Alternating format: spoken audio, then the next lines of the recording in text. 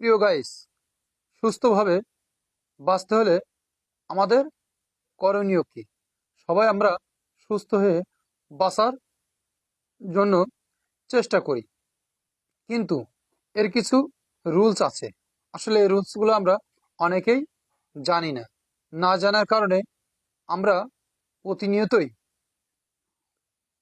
আস্তে আস্তে অসুস্থতার দিকে ধাবিত হচ্ছি।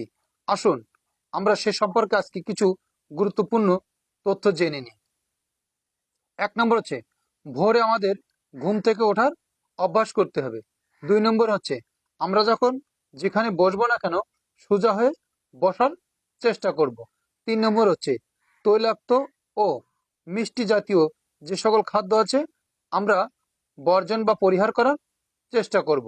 4 নম্বর হচ্ছে খাবার ভালো করে আমরা ধুয়ে খাওয়ার চেষ্টা করব। 5 নম্বর হচ্ছে প্রতিদিন শাক সবজি খাওয়ার চেষ্টা করব। শাক সবজি ওর সঙ্গে আছে ফলমূল। 6 নম্বর হচ্ছে কাজকর্ম নিয়ে সবসময় ব্যস্ত থাকার চেষ্টা করব। 7 নম্বর হচ্ছে নিজের কাজ নিজে করাই সবসময় চেষ্টা করব।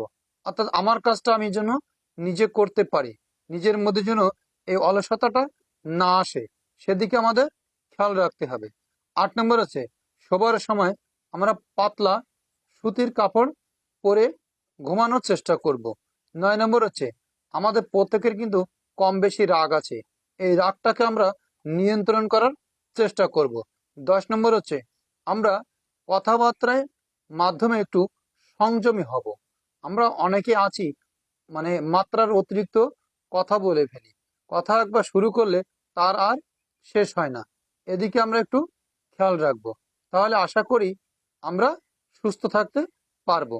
সকলের সুস্বাস্থ্য কামনা করে আজকের মতো আমি এখানে বিদায় নিচ্ছি।